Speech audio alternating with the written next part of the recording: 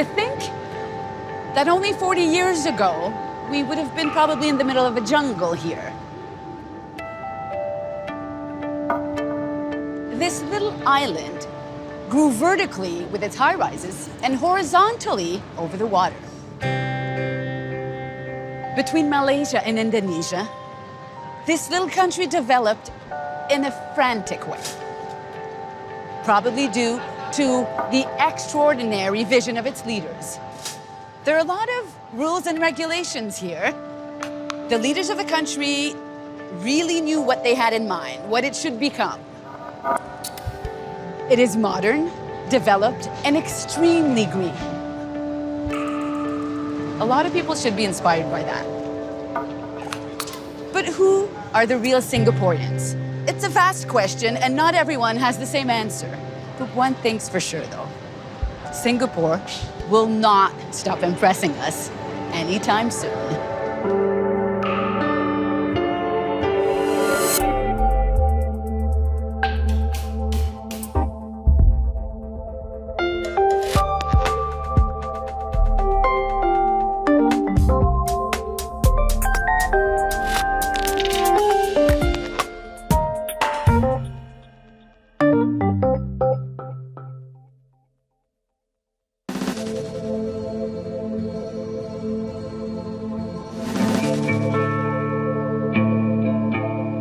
Singapore is a cluster of islands, about 60 of them, and Singapore Island is actually the biggest of the island. Singapore Island is roughly about 50 kilometers west to east, and north to south is about 25 kilometers. Tony Tan, a gourmet and gourmand, he devours every aspect of his city. Ambassador to Singapore, this is his island. We are at the crossroad of two very major trading routes, from Asia to Europe, from China to India. So Singapore was actually a hub for trading, for products, for cargo, but it's also a major hub, a collection point of people. And the makeup of what are Singaporeans ethnically is really as a result of this migration of cargo and people from all around the world. We are oddity in this part of the world. Our neighbors, actually, the native Malay ethnicity is the majority, but for Singapore, the Chinese is actually the majority. Singapore is multiracial. It is also multi-religious. Today, the population of Singapore is around 5.7 million people, and it's expected to grow to 6.9 million people by year 2030. So the only way to actually house that many people is to build up. In a space of one single generation, people will move away from rural living in houses, substandard, to now majority of us, over 80%, live in public housing, which are apartment blocks. These are called HDB apartments, and the public housing program truly is about providing homes that Singaporeans could afford. Public housing in many countries around the world tend to be not very attractive, very utilitarian, very pragmatic. But in Singapore, public housing today is stunning. So this is also one of the considerations why Singaporeans are loyal and why Singaporeans care about what happens in Singapore. We have a vested interest. Our home, our primary asset is here. And we want to see that the asset do appreciate and the country actually does better. To understand the Singaporean society, I think you have to understand first how they organize the housing. We're going to talk about that with Smith. HDB is actually very interesting. The long form is a Housing Development Board. It's our public housing. So in order for us to get one, there's probably two ways. One is to get married. Then you can go and ballot one of them. As much as I want it, everyone else wants it. So we gotta try our luck. And what are your chances? It really depends. Certain projects, there will be more units available. Right. And then certain projects, there will be less. Of course, I'm talking about new projects. There will be also this other thing called the sales of resale flat. Right, Resale flat, existing yes. ones. Yes, existing one.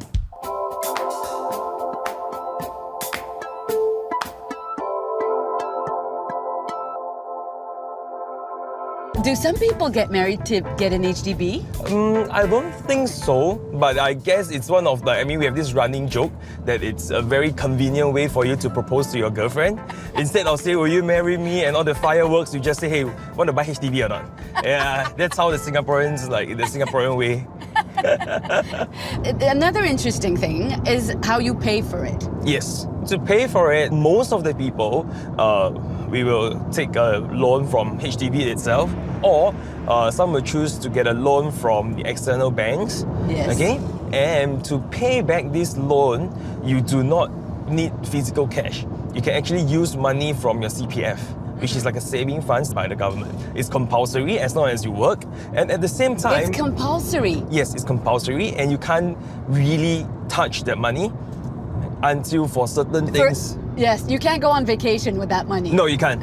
A lot of us, we don't see the importance of it. And when we are younger, we're like, oh man, I'm already earning so little. Why am I giving the money away? I want to use it for my holiday. I want to buy my branded goods and stuff like this. But the moment when we get our HDB and stuff, right? And then we realize that we do not need to pay much of a cash, because a lot of the money, it's actually coming from the CPF. And then we'll be like, oh yeah, actually CPF very good.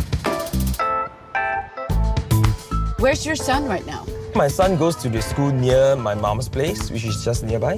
The reason for us to put my son near my mom is that so she can actually spend some quality time with him before and after school.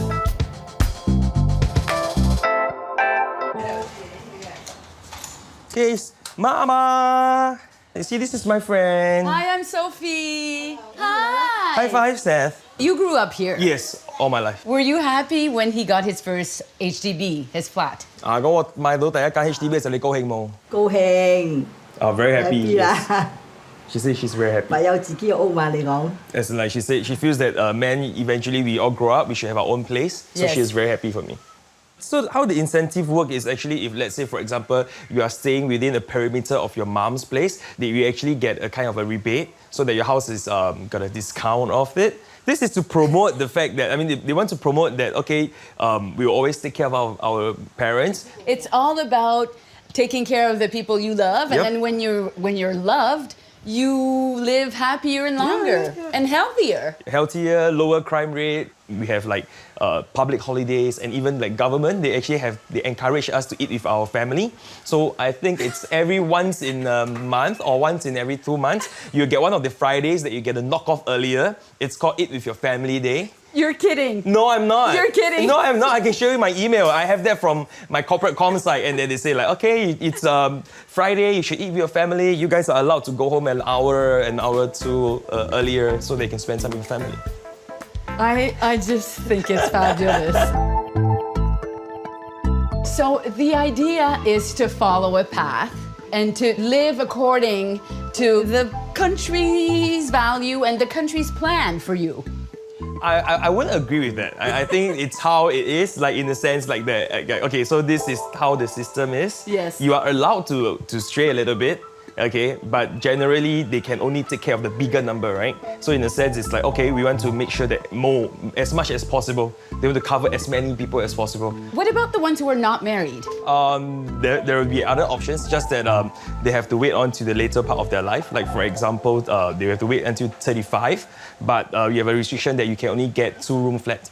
So that means, since you're single, you don't need such a big space. Assumption that this should be the space you're allocated, as compared to a family of 4, a family of 5, they should be given the chance to buy the bigger flats instead. I see. Obviously, getting married at an early age is the easiest way to go to get an HDB. Yeah, technically yes. But of course, there are always complications, and Yes. it's not uncommon for us to hear stories of couples because they do not need to get married at the point of application. They only need to get married upon collecting the key. And usually the process will take around 4 years to 5 years. I was gonna say, a lot of things can happen. A lot of things can happen. So if you break up, Yeah. you got a new girlfriend or 2 or 3, depending. So we can actually go into a common understanding of how we want to deal with it. Okay. So you can actually give up your rights, or then I can do it with my new girlfriend, God. for example. Or in the case that if things really go very, very bad, we are no longer friends, we hate each other, and then we both will give up the rights. And then depending on how much deposit you put, it will be non-refundable. And then the place will be put up for sale as a resale flat to allow anyone else in the pool to get it. Yes. Very interesting model. Thank you, bye-bye. So now it's time to go to your place, Yes. your HDB. Yes, which is the 10 minutes drive for me. Here we are, Seth. Let's go. Okay, we're gonna go to the park. You want to hold my hand? Oh. I love that. This is nice. Yeah, and that's my wife. Everyone's here. Yes, so this is usually where the neighbors to hang out, have some fun. Hi. This is my wife, Chris. Hi, I'm Sophie. Nice to meet you. Nice to meet you. It's a community. Yes, it's a community. A lot of us, we spend time together here, and then like some of our neighbors, we are like quite close. We just hang out at the park, chit-chat, spend the evening together and stuff like this. See you later, Seth. We'll come back. We go buy some stuff, okay? So it's very easy. Yes. Bye. So every HDB estate, they will have their own supermarket, but convenience store as well, and it's 24 hours. So we can actually do our shopping, be it whether vegetable, meat, fruits. And you have a barber shop Yes. So and a medical clinic? we have 2 medical clinics, in fact. And then right in front, we have some sort we call like a food court. And it serves 3 different meals a day, from breakfast, lunch, dinner, everything. What's not to like? Exactly, and it's all within walking distance. And every few blocks, or 6 or 7 blocks, they will have some sort similar. We know that we are fortunate, Yes. especially when we travel around the world. We look at little other islands, other countries, other cities, and then we come back and we say, hey, it's so easy. We actually have everything here. You've got it good. Yeah, we got it good.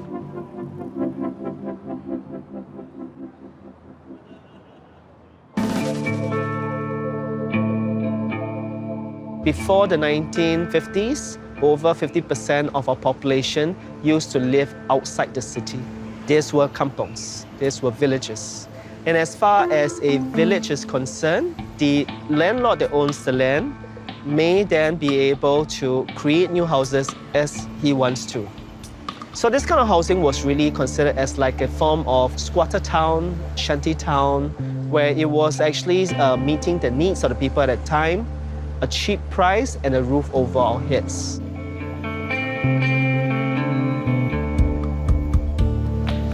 Just a couple of decades ago, all of Singapore looked like this. People lived in these little villages, kampongs they're called. After decades of construction, people now live in apartment buildings, and there's only one kampong left, this one. We're gonna meet the owner of the kampong, Madame Song, right? Song, yes, And that's right. Eve will help me have a conversation with Madame Song. Good morning. Morning. Hey. I'm Sophie. Yeah. Very nice to meet you. Thank you.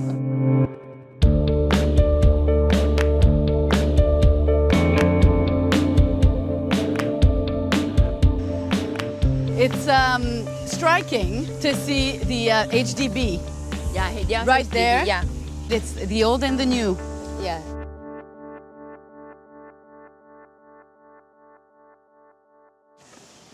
Did you grow up here in this kampong? Yeah, And you were born here? yeah. Yes. I stay here 63 years. How can that be? You're only 40. No? How many people live here? How many houses? Now got 26 house. Village. One more. The pay very cheap lah. What's $6.50 1 month. And Per month? 1 month. And height $30. From 6 to And- 30. Yeah.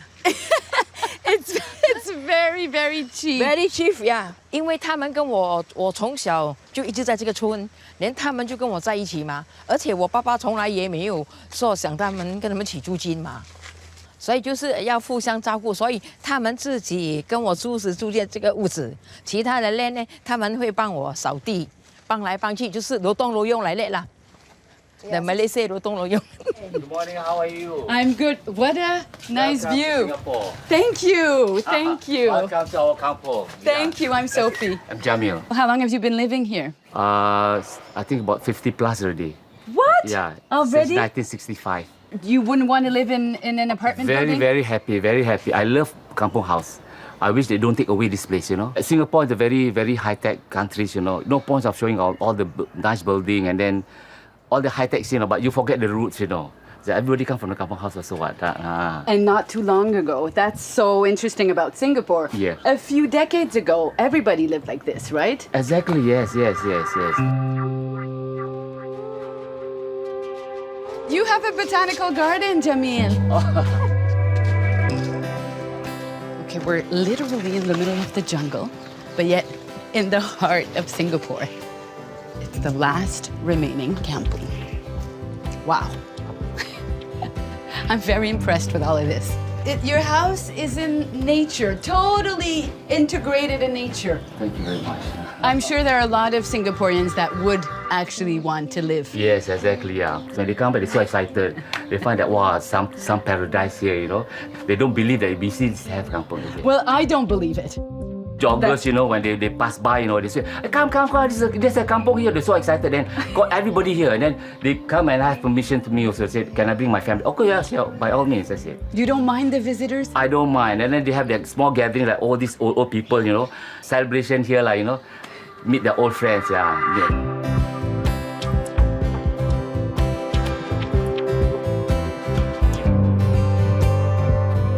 What's your daily routine like?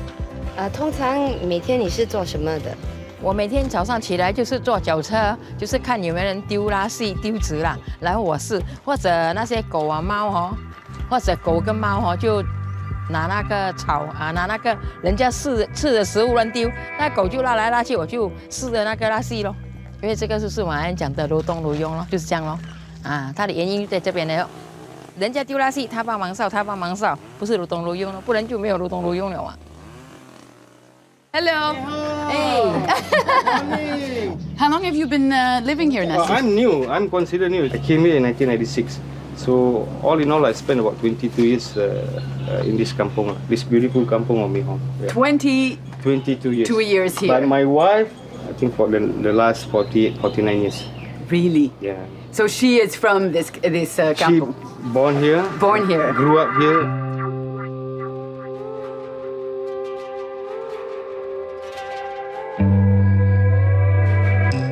When you were a child, these HDBs were not there. Yeah. There's some more kampung over the other side. Right. But now It's changed, to say the least. You see the I house? know. I'm. My wife cooks Shocked. spaghetti, they can see. Whether it's bolognese or seafood, they can see. So close. If they would offer you to live in an HDB, if they would say, "Okay, we've got a flat for you," would you go? I will stay here. If you had the choice, you would stay here. Yeah.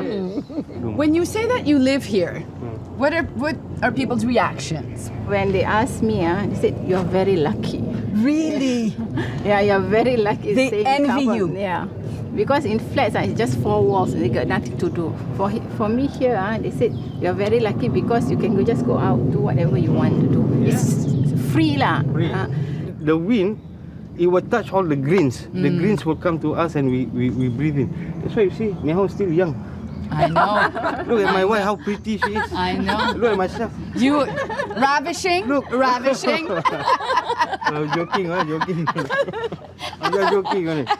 So, no, life in kampung is totally different from Yes. estate. Greenery and the consideration of what is productive has always been at the top of our minds. And the view that we're looking ahead of us, you know, although you don't see as much green, you may actually notice for a lot of the buildings, they've actually got a little bit of a garden on rooftops or at several levels. This didn't come by accident. Our Building Construction Authority actually have to negotiate with landlords and architects and designers to excite them. I will give you incentives, more floor area, if you were to put greenery in the building. It's impressive to see how modern and developed Singapore is. But it's also striking to see how they were able to keep nature within the city. Good afternoon. Hey, hi. Hi, Vera. Wow, good to see you. And you. Oh, sorry guys. It's okay, continue. So this is for a competition, for the vertical greenery competition that we're participating in. And this basically is plants and trees literally floating within this cube. So this is called a multi-dimensional green view of how an urban environment should look like.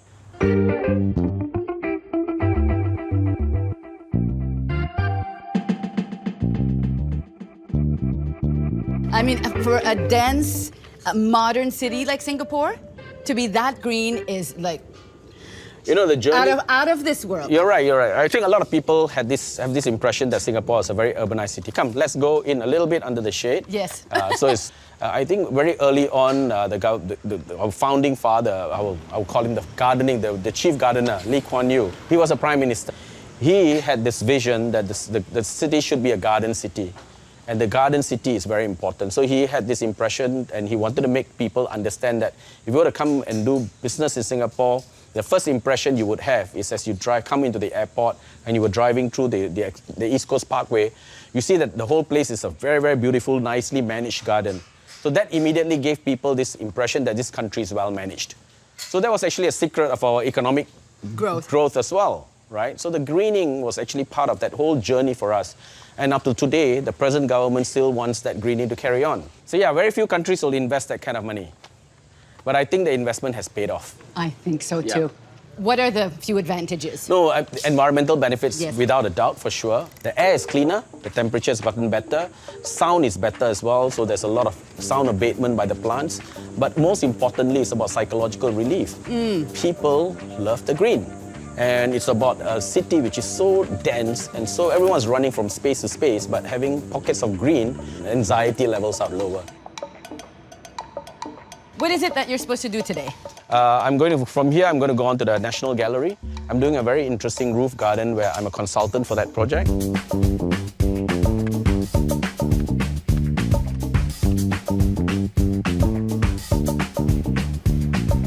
Already, it's beautiful. So this is a very unusual project. This is called the Proclamation Garden. When they got me on board as a consultant to look at the botany and the plants of it. So it was about trying to bring back a lot of the plants that are grown in the wild, in the reclaimed land. So it's about, you know, Singapore, right? It's very small. Yes. So we've grown. You've grown towards the sea. So we've grown this way, and we've grown this way, and we're growing down as well. So we're growing all ways, right? So a lot of the plants that you see here are things that actually grow in really very, very difficult situations on reclaimed land and soil. Go that one. In the side level, okay. So on the side. These plants would be discarded, like.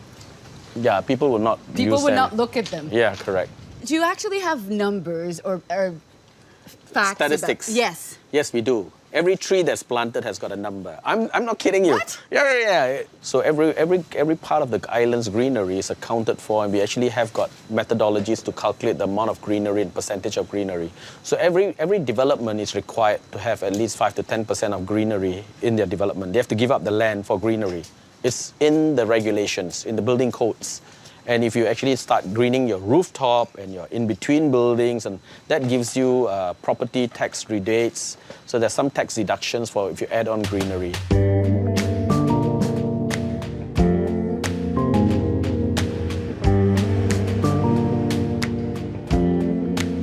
Verticality within urban cities is becoming a problem. A lot of buildings are growing really tall, and there's not much space for trees to grow as well. So the obvious and logical thing to do is try and work out systems where we're able to do greening on the side of buildings. So that's become part of that whole experience, to actually create systems that allow us to do vertical greening. See the machine? Yes. It's not gardening. It's not gardening. It's not gardening for sure. It's like construction. Yeah. So these guys have all been trained. So The paradigm shift in greening has taken over complete new technologies as well. So they're cutting and trimming some of the plants. So we come back here maybe once, 2 months to do some cleaning up and trying and prune everything and change some plants. But the system has been very, very good for us. It's been here for many years and it's still growing. So this is one of many, many green walls. How many do you think there are in Singapore? Wow. I personally have done more than 20,000 square meters. But I think if you look at all the other different systems that are out there, you're probably looking at about another 50 to 60 or 70,000 square meters of vertical greening that's in Singapore, inside and outside. So we do indoors and outdoors as well, both sides, right? So it's basically, you add up, it's quite a lot of greening. And it's actually integrated in every aspect of life here. Yeah. Because people move very fast and they're actually moving from place to place to place, right? Yes. Very rapidly, but the green makes them stop and makes them really become less anxious, a little bit more balanced, and they slow down the pace. Because when you walk in a park, you slow down. It becomes the pace of life gets slower.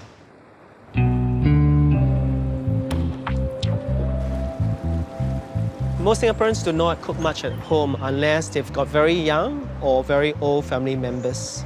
And it is cheaper to actually eat out. The most common place that we actually would enjoy a simple meal is actually in a hawker center. The word hawker actually means itinerant trader, and itinerant means illegal. 4 decades ago, the government of Singapore started creating hawker centers to route illegal traders from the street side to move them into a complex where the hygiene, food practices can be managed, controlled.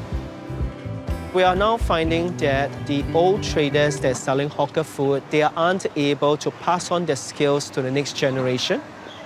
And the new generations, when asked, where do you prefer to work when you leave university? Over 80% of them would suggest they wish to work in banking. Not all of them are interested in working with their hands. Usually I will sleep around 7 p.m. and I'll wake up at 1:45 a.m. My father will drive me and my mom to Tekka Market. Usually we will reach the hawker center around 2:20, 2:30. Then we will start to prepare our daily routine. I've been doing this for almost 5 years. My dad has actually been doing this for more than 40 years. Before I even join, I know this is the life that hawkers will go through, and the sacrifice that I have to make, and the time and my social life.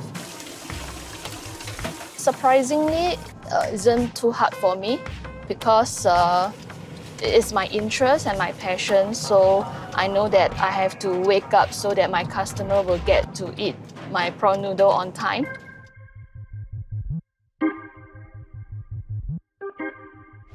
Eating at a hawker center for Singaporeans is like going to the cafe for Italians.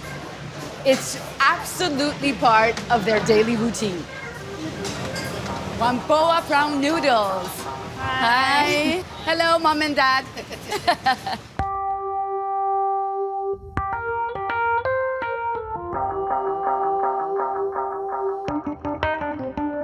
You're already busy? Yeah. And it's only 10:30? So your specialty is a prawn noodle soup? We actually sell both dry and the soup version. And it's been in the family for a long time? Yeah, and it's actually my grandfather's recipe. So my grandfather is actually from China, and he started selling along the street in Singapore. Yeah, so it's a history more than 60 years. Your third generation. Yes. Doing that same dish. Yes. The prawn noodles. Yes. Do you still eat it? Yeah, I eat it almost every day. You do? I love prawn noodle.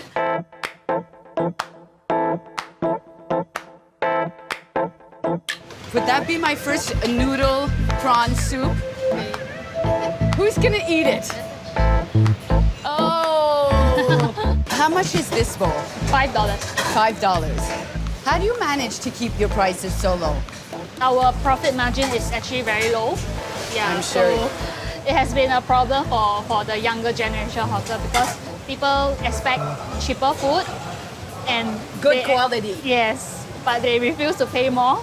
Can you make a good living out of this? For me, it's comfortable. Yes. Yeah. So because I have regulars coming in. That's why I'm here today. It's not your first time. No, I come very often. Yes? The best in Singapore. It is? It is. Good morning, good morning. So people apparently come from all over Singapore to eat their prawn noodles. It's very well known. Are people surprised when you say that you're the boss here? Oh yes, I get it a lot. They thought that I'm still schooling and I decided to quit my school because I'm like a graduate. They find it weird. Why would a graduate wants to be a hawker? It's like such a tough life. Because I worked in the corporate world for 4 years. So after doing it, I find that it's really not my calling. Yeah, that's why I decided to quit. And there's no regret. No looking back, No. still smiling? Yes. Is there a threat with the hawker centers? Because it's the older generation running them mostly, right? Yeah, because actually the median age of the current hawkers are 60 years old. And I have a lot of favorite hawker food. Yes. They just disappeared. Really? Yeah, they just retired because there's no one taking over and no one learned the recipe from them. I felt very sad when I hear them closing down without having any successor. Right. Which is why it makes me even want to continue this. So the government is actually trying to promote the hawker culture. Yeah, which is why they are now trying to nominate us into the UNESCO. Yeah, so... so it would be a part of your heritage. Yes. Right? Hello. Hi. I'm Sophie. Hi, Chris. Oh, husband. Husband of very fun. So, 5, like that? Yes. This is delicious. Thank you so much. Actually in the midst of trying to hire someone to cook, which is very, very tough on me. Because nobody wants. Yeah, because nobody wants to be a hawker. No young people want to be a hawker. For example, she has been asking me to be a hawker for a very long time, but I refuse to because it's simply not something that I'm passionate about. But I'm passionate about the food. So I think if you ask many Singaporeans, there are going to be people like me who doesn't want to do it. I get it. And hoping for the hawker trade to survive.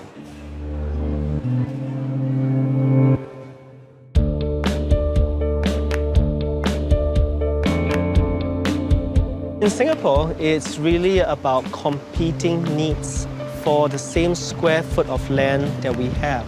This is actually a real challenge here in Singapore. We simply don't have enough space for agricultural land.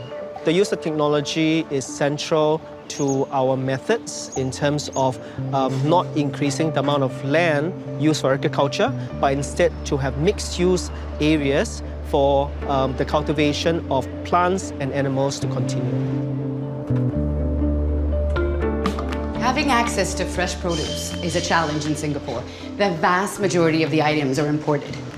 But some people are trying to do things differently. Hello. Hello. Hi, Kelly. Lovely to meet you. And you? I've been eating a lot in Singapore, but I'm surprised that so little comes from here. Yes, that's true. But on the other hand, you don't have much space. No, as you can see. All our Lots of toys. Lots of toys, not much space to grow vegetables. I spent some time when I was younger in the UK, and I've spent some time in Australia where you've got land and you can grow your own produce at home. Here, we've actually got quite a good climate to grow things, but you just don't have the space. I think the next best thing is for me to try and get hydroponically grown stuff, which is where, I go to the Citizen Farm and they do everything there. Their farm is quaint, it's small, but it produces enough good produce to get me going. Do you find that there's a movement or an awareness more and more in Singapore about that? For sure. The government's just come up with this whole new 30-30 initiative. So by 2030, they want to be producing at least 30% of all our stuff that we're consuming locally. So shall we get going? Yes, we shall. I'll go and hustle the child up and then we can, we can head on over. Fantastic. It's a big thing. I really want her to feel and know where produce comes from. Sienna? We're going to go to the farm and we're going to see the chickens.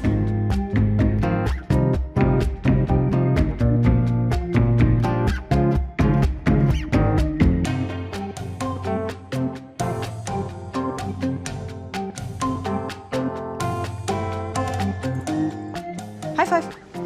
You say Can I get a high five? Yeah. Hi, Bjorn. Then we're going to do that as well. There we go. Hi, so welcome. Thank you. Again Thank you. to Citizen Farm. I will want to pack your vegetable box. Awesome. Of course. This is actually my favorite part because when you come down, they tell you exactly what's going in the box and what you can do with it, and it makes a huge difference. The whole idea on community-supported agriculture is this, meeting with the people, they bring the food waste down, they really get to interact with the farmers. And a lot of things that we hope to do is to bring a lot of the long-lost vegetables, like this, the moringa. Oh, nice. Is the government also involved in rethinking about the whole food chain? They have been very supportive. So this entire site that we have been on the last 3 years is actually pretty much a collaboration with the government to really find that model for what urban farming can become. Bye, Sienna. Enjoy the veggies. Say bye. Bye-bye. Say bye-bye. Don't forget your box, Kelly. Yes, thank you. These are containers. They are refrigerated containers, so they are insulated. And in here is where we have built and designed a grow room. So this is actually portable land. It's a portable farm. Right, so that's why you use the container, because you can move it around. We can move it around. This is a prototype, and once we're done with that, we can then replicate this into all the housing estates in Singapore. The HDBs. The HDBs. Yes. The whole notion of urban farming and using unutilized spaces in the urban setting is something that needs to be dug a lot deeper in, because we can activate spaces like that. This has been empty for the last 4 to 5 years, so we want to do more. There's always a contention and an argument of growing then vegetables in a high-rise system, because essentially we are replicating what the city is like, putting people into boxes and then giving them air conditioning and artificial lighting. This is like a metaphor for the Singaporean society, yeah. It is, but it is essential. Yes. At this point of time, I think factory farms like that have a role to play in the cities. We're at the very beginning of it, but essentially the entire space, not only just this container, but the entire farm is actually an experiment.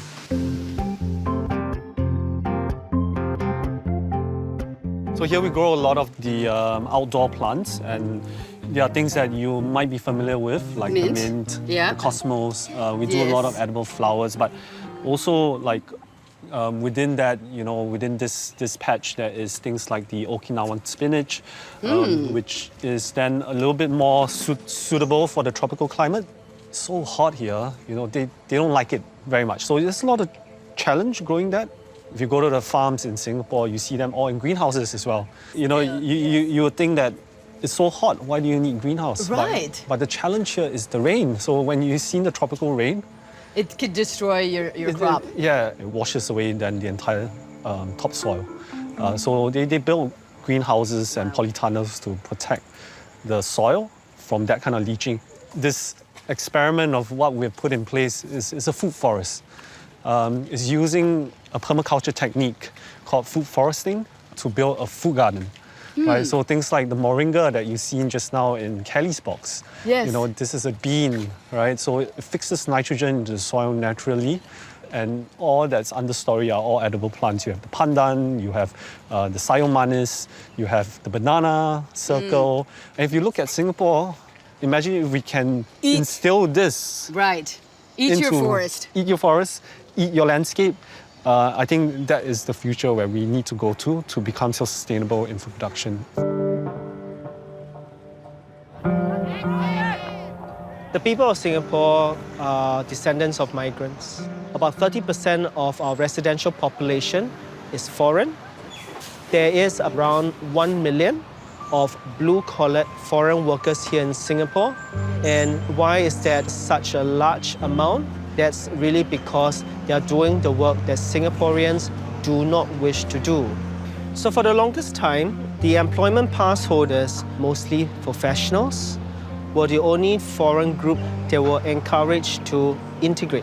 Work permit holders, on the other hand, can only be allowed to do 2 cycles of a 2-year work permit, and they must return home, which is why the priority to try to integrate them to our community is very low.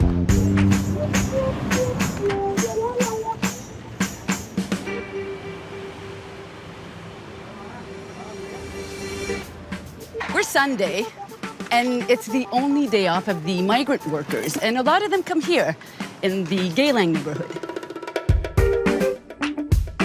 Today we're actually going to celebrate one of our migrant worker friends' birthdays. So we're going to Mamun's house before heading to a field where they're playing volleyball, and it's going to be a big birthday celebration there.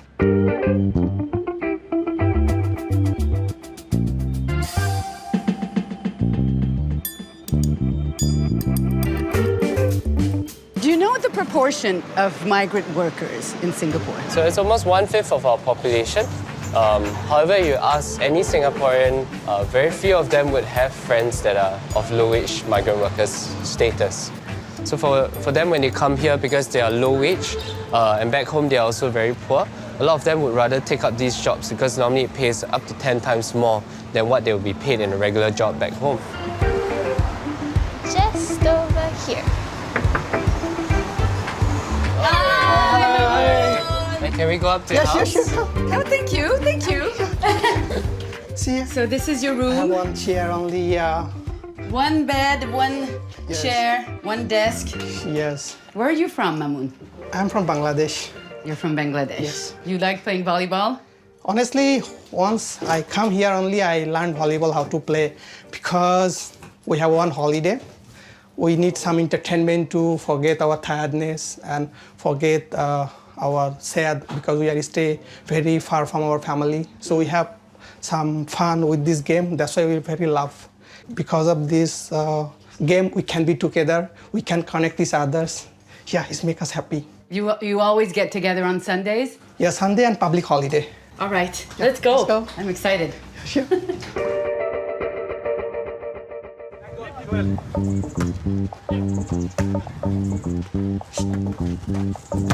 Oh, wow. Serious volleyball. Yes. Whose birthday? Happy birthday.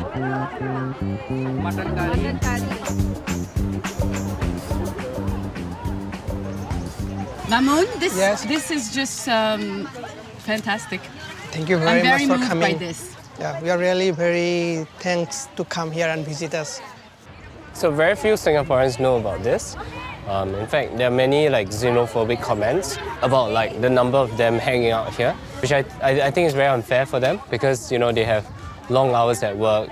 Their house is really cramped. Honestly, we are very far from our family.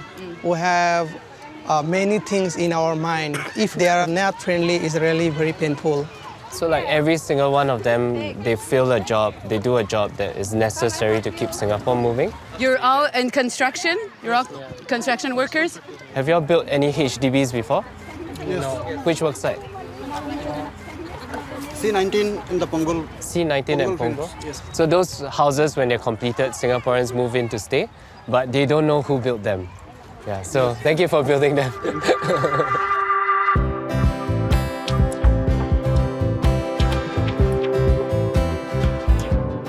Why is it important for you to be here? I grew up with a domestic helper in my house, so it's really they're integrated into our lives, and then I just wanted to meet more of them after that. But it's unusual for Singaporeans to come and mingle with the workers. Yeah. Are there any initiatives to connect the different communities? So we started Back Alley Barbers. It started off because Enzo met with a migrant worker and they were friends, and realized that for 6 months he did not cut his hair. And it's because he was saving money to send back home because his father had a stroke and needed the money for medical fees. So we decided to start this initiative. And is it working well? Yeah, so right now we have actually 26 volunteers, and my hair is actually cut by one of our volunteers. You look fantastic. Yes. Are you happy, Angie? Super. You're super happy? Now, where are you from, Angie? I'm from Philippines. You are? Who's from the Philippines? All of us. All of us. Except you. No. And what do you do, mostly? All of us working. Housemates.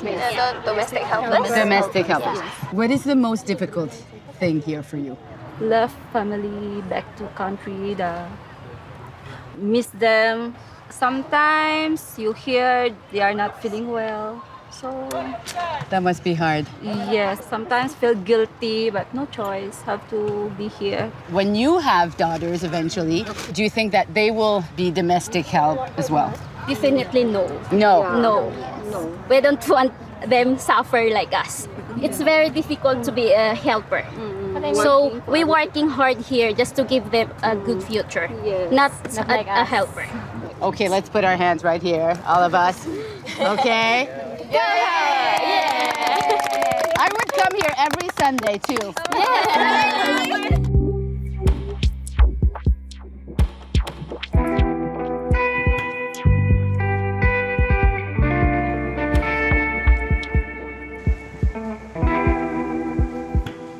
Mr. Tony. Oh, hello, Sophie. So good to see you. I'm here and I don't want to leave. I don't want to leave. That's so good to hear. People from all parts of the world have come to Singapore, and a lot of them actually have decided to stay.